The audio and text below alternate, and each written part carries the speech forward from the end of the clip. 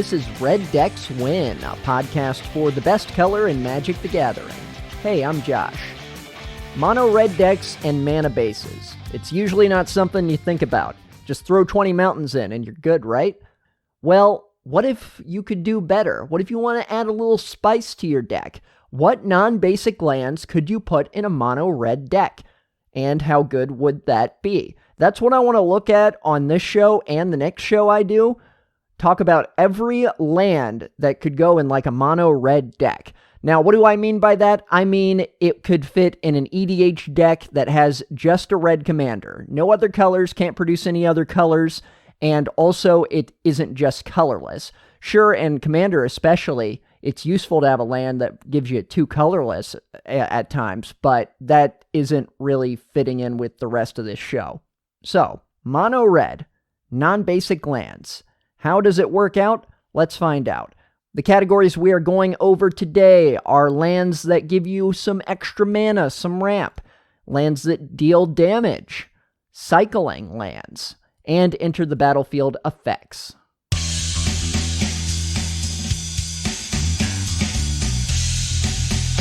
Starting off with lands that ramp. Balduvian Trading Post. If Balduvian Trading Post would enter the battlefield, sacrifice an untapped mountain instead. If you do, put Balduvian Trading Post onto the battlefield. If you don't, put it into its owner's graveyard. Tap this land to add 1 and a red to your mana pool. Or pay 1 and tap it. Balduvian Trading Post deals 1 damage to target attacking creature. The cost to play this just seems too high. Having to put that mountain in your graveyard, you're not going to get it back. You do know in future turns, though, you have some guaranteed ramp for yourself, but I think it would also be better if you could get red instead of 1 red for it. That would help out. And the last ability, it's nice, I'm sure, in certain situations in your life, but it's very specific that you want to be using that ability. 1 damage to a target attacking creature, and it's a combat trick they're going to see coming.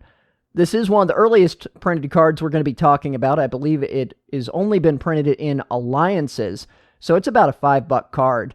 Throw it in your commander deck, I guess, but I'm not entirely impressed with it. Then we come to Dormant Volcano. Dormant Volcano enters the battlefield tapped. When Dormant Volcano enters the battlefield, sacrifice it unless you return an untapped mountain you control to its owner's hand.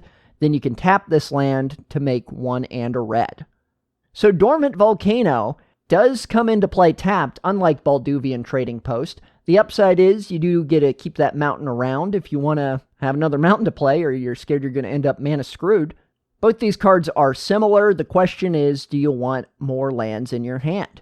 Maybe do some landfall triggers or something? Then Dormant Volcano might be the way to go for you. Dwarven Hold is next on the list. Dwarven Hold comes into play tapped. You may choose not to untap Dwarven Hold during your untap phase and put a storage counter on it instead. Then you can tap it, remove X storage counters from Dwarven Hold, add an amount of red equal to X to your mana pool. Great flavor of storing up that mana. However, do you want to be storing up mana for later that often? You're getting a little somewhere, but I'm not super impressed with this. In EDH, maybe you can be on the side storing up some mana for a big play later on, but I feel like this is too slow to be worth it most of the time. However, I think Dwarven Hold is a little better than Dwarven Ruins. Dwarven Ruins enters the battlefield tapped. You can tap it to add red to your mana pool, or you can tap it, sacrifice Dwarven Ruins, add 2 red to your mana pool. So they are specifically red, but you have to sacrifice it, and I don't think you're going to need that kind of ramp that often where it's going to be worth getting that sacrificed land and not having something else on the battlefield. If this didn't enter tapped, yeah, I guess that's what you can say about almost every land that isn't quite good enough in Magic. Ooh, if this didn't enter tapped, it'd be amazing. Mercadian Bazaar comes into play tapped. Tap it, put a storage counter on Mercadian Bazaar. Then you can also tap it, remove any number of storage counters from Mercadian Bazaar, add 1 red mana to your mana pool for each storage counter removed this way. Very similar to Dwarven Hold, except you have to tap it instead of keeping it tapped. It lacks the flavor as well somewhat. Maybe you have a dwarf deck and you're like, yeah, throw a Dwarven Hold in there. Although you could have a flavor win if you had like cards that let you trade cards with other opponents and stuff. Put a Bazaar in there, but this probably isn't the Bazaar you want in those cases. Yep, pretty much identical to Dwarven Hold. Not much more to say on that. One more Mono Red ramp, Sandstone Needle. Sandstone Needle comes into play tapped with 2 depletion counters on it. Then you can tap Sandstone Needle, remove a depletion counter from it, add 2 red mana to your mana pool. If there are no depletion counters on Sandstone Needle, sacrifice it. Use up your resources now or keep them for later. Overall, you're going to get 4 total red mana out of this.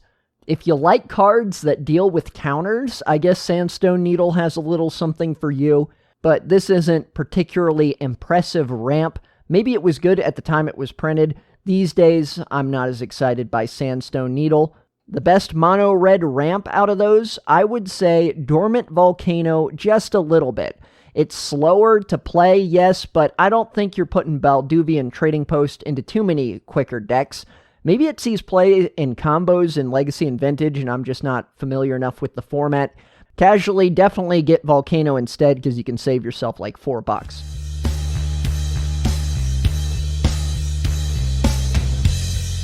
Now, if you want some non-basics that really capture the identity of Red, dealing damage is the place to be, and there's several of them. In the deal damage category, we're starting off with Barbarian Ring. Barbarian Ring. Tap it, add red to your mana pool. Barbarian Ring deals 1 damage to you. Or you can pay 1 red mana, tap this, sacrifice Barbarian Ring, and it deals 2 damage to target creature or player. Activate this ability, though, only if 7 or more cards are in your graveyard. This has seen play in Legacy Mono Red Burn before. If this was Modern legal, you'd put it in there. It is a pain land, and I like how it fits in with Mana Barb and a similar ability, which is more coincidence, I think, than anything. Barbarian and Barb are different words. So this has more late game use, but you only need this and 1 other mountain to get it going. So even if you were mana screwed, if you have the game almost closed out and you just have 2 lands and they're down to 2 life, bam, Barbarian Ring, there's your answer. This card's about $1, makes sense for Legacy. Don't know if it makes as much sense for any other format though. Blighted Gorge. Tap it to add colorless mana to your mana pool. Or you can pay 4 and a red and tap it and sacrifice Blighted Gorge. It'll deal 2 damage to target creature or player. So to be clear, you're going to need a total of 6 lands to pull this off, including Blighted Gorge, where you're going to end up with 6 lands tapped and 1 of them in the graveyard. What do you get for all that? Well, you get to deal 2 damage to a target creature or a player. If this somehow produced red mana, it would be better, but it's not too impressive unless you're playing it in some kind of sealed format, or it might be in some of the precons for Commander. Blighted Gorge, yeah, it does do what I like best, which is deal damage to face, but no, it's not great. Keldon Megaliths is next. Keldon Megaliths enters the battlefield tapped. You can tap it to add red to your mana pool, and if you're Hellbent, you can pay 1 and a red and tap it. Keldon Megaliths deals 1 damage to target creature or player. Activate this ability only if you have no cards in hand. This doesn't even seem like a great ability to have if you had cards in hand, so you don't have to sacrifice the card after you use this ability. That's the good news. But just 1 damage to target creature or player, is that enough to make this worth including because it comes in tapped? Probably not in most formats. The ability is probably not strong enough for Commander either. It's fun, and I feel like there's some place for this, but I don't know where. If you want to capitalize on a Hellbent theme, I don't know. I always kind of want to do that. That's what people try to do with One with Nothing. But alas, at that point, it's not even a mono red deck. Keldon Necropolis is next. This is a legendary land. Tap it to add 1 colorless to your mana pool. You can also pay 4 and a red and tap it. Sacrifice a creature. Keldon Necropolis deals 2 damage to target creature or player. Strictly worst Blighted Gorge, but it says Keldon on it. That's a flavor win if you got Keldon Marauders lying around somewhere. No, this one's not good. Ramunap Ruins, it's a desert. Tap it to add 1 colorless, or you can tap it, pay 1 life to add red mana. 2 red, tap Ramunap Ruins, sacrifice a desert. Ramunap Ruins deals 2 damage to each opponent. So in Commander, there you go, it's not just one guy, it's to everybody. I hope I'm saying Ramunap correct. I've never said that word out loud, and I didn't play Standard when this was in Standard. Ramunap Ruins was banned from Standard, so you know it was good in that format. I picked up a playset of this, but I've never used them. It's 1 less mana than Blighted Gorge. You can't target creatures, but hey, you can deal 2 damage to the face, which is what you want in Burn. Mono Red Burn, I think there might be a place for this in Modern. You don't want too many, and the thing is, it's very rarely going to get used. This card mainly feels like it's a pain land that only gives you 1 color, but I feel like sometimes you just got to put 1 or 2 in there. So far of these, this is one of the better ones. If it's banned from Standard, it did something right at the time. Maybe it'll do something right for you. You can pick up a playset. It's like $1. Probably only want 1 or 2, though. Next is a popular card. It's Valakut, the Molten Pinnacle.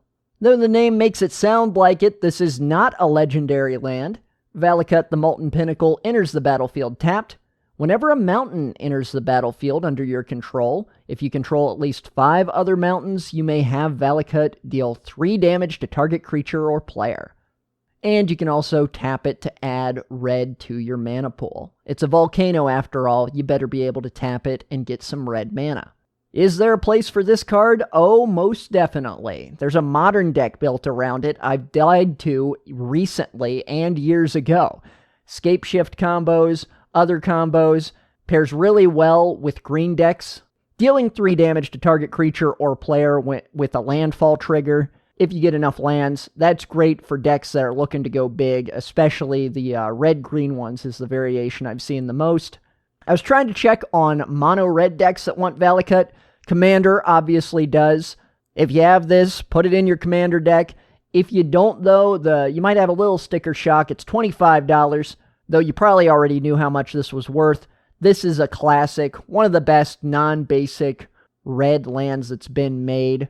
If your deck is mono red and modern, I don't know which decks you want this in. You're probably best off going into other colors. I saw in mono red there was a MTG Goldfish deck that used this, and the comments were negative. So yeah, Valakut, the Molten Pinnacle, it's good. If we weren't just talking mono red, it would be the best non-basic red land that deals damage. Very specific category, but Valakut does it well. It's in a lot of decks, it sees play.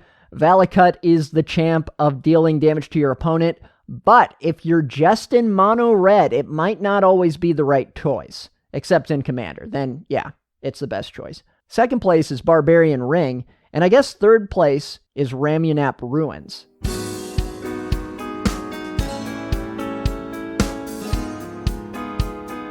Cycling lands. There's 3 of them that are mono red. Forgotten Cave. It enters the battlefield tapped. You can tap it to add red mana, or you can cycle it for red, which means you pay red mana while this is in your hand, discard it, and you get a draw card. Got too many lands? Get rid of Forgotten Cave. Civilization used to live there, and now you've just discarded it. How dare you? Nothing wrong with Forgotten Cave in Commander. It's probably too slow for most Modern or Legacy decks, though. Everybody likes cycling. Yay, Forgotten Cave.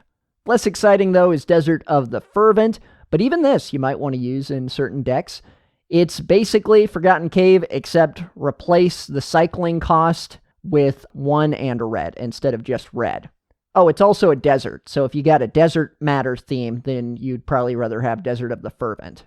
Paying a little more to discard and draw doesn't feel as good, but hey, if you really like cycling, or you have cycling all in your Commander deck, put one of these in there too. One more cycling card, Smoldering Crater, and like the others, enters the battlefield tapped. You can tap it to add red mana, or you can cycle it. This time, though, the cost is 2 of any color, which doesn't really matter in mono red decks. So this is essentially the same to us as Desert of the Fervent, except it doesn't have the desert type. Forgotten Cave's obviously the best of the 3. Final category of the day, enter the battlefield effects on mono red lands. Dwarven Mine. Dwarven Mine enters the battlefield tapped unless you control 3 or more other mountains. When Dwarven Mine enters the battlefield untapped, create a 1/1 red dwarf creature token. You like tokens in EDH? I'd put this in that deck. This card's from Thrones of Eldraine, so it is by its very existence overpowered. Seriously though, not too great in Legacy or Modern. Maybe Pioneer could use this. Is there enough dwarfs in Pioneer to make that a deck? Or Historic Brawl on Arena? This seems good to me. I like getting a creature. Dwarven Mine is a mountain, which means you can tap it, add red mana, you get the idea, or you can search for it for with a fetch land or something. Hi-ho, hi-ho. It's off to create a dwarf token we go, hopefully.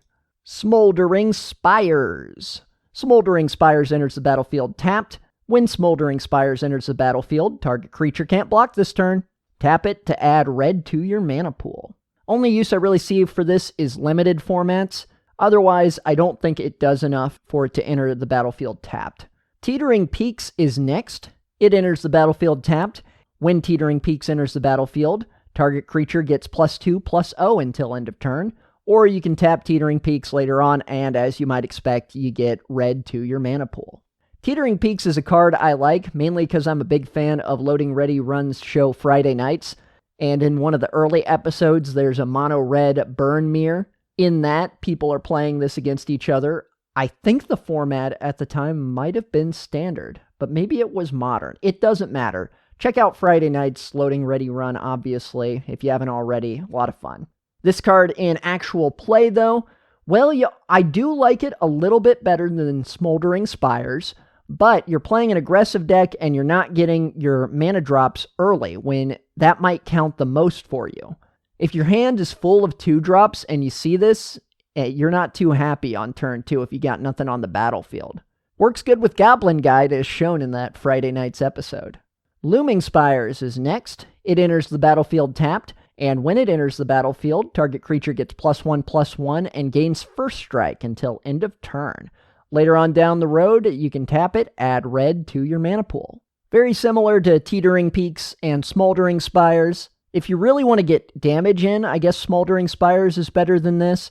But I think overall card quality, I'd rather put Looming in my deck. Either way, it seems like something maybe for Commander or Sealed. On their own, these tapped lands that enter the battlefield and create something for you, not super impressive. I think the best one is Dwarven Mine, because sometimes you can get it to enter the battlefield untapped, and when you do, you get an effect out of it. Teetering Peaks might be my favorite purely from a pop culture standpoint. So that's about 20 lands for part 1 of this non-basic Mono Red Land series. This has been Red Decks Win with Josh. Play mountains, climb mountains, conquer mountains.